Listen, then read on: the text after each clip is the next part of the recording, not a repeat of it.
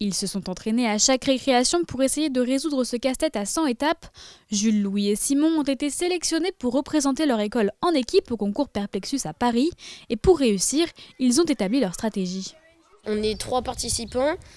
On a chacun 2 minutes pour aller le plus loin possible dans la boule. Ensuite, quand les 2 minutes sonnent, on a 10 secondes pour passer la boule à l'autre participant. On a une stratégie. Moi, je vais jusqu'au 61. Souvent, Louis il va jusqu'au 90, 96. Il va le plus loin possible, ce qu'il peut amener. Et Simon, il finit la boule. Une autre élève va elle aussi participer à cette finale, Margot, 8 ans, concours en individuel. Le mieux que j'ai fait, c'est 1 minute 46.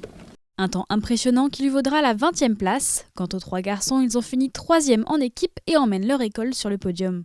Pour être qualifié pour les 4 premiers, on a fait 100. Et du coup, on était premiers pour l'instant. Et après, du coup, Simon, on a dit, il était au 99.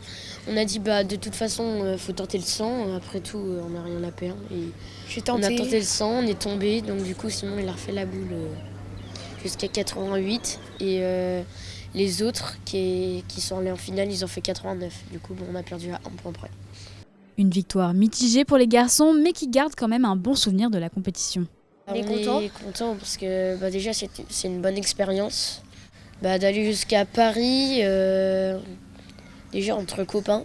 Mais au-delà du championnat, le Perplexus est un moyen ludique pour faire travailler les enfants autrement. Pour certains, ça va leur permettre un retour au calme, de pouvoir se poser, même lors d'une activité scolaire, que ce soit maths, français ou autre.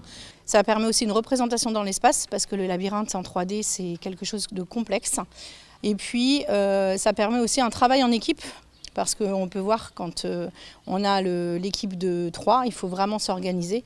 Et puis après, au fur et à mesure, on utilise d'autres Perplexus, puisqu'il en existe énormément, et qui sont aussi plus complexes.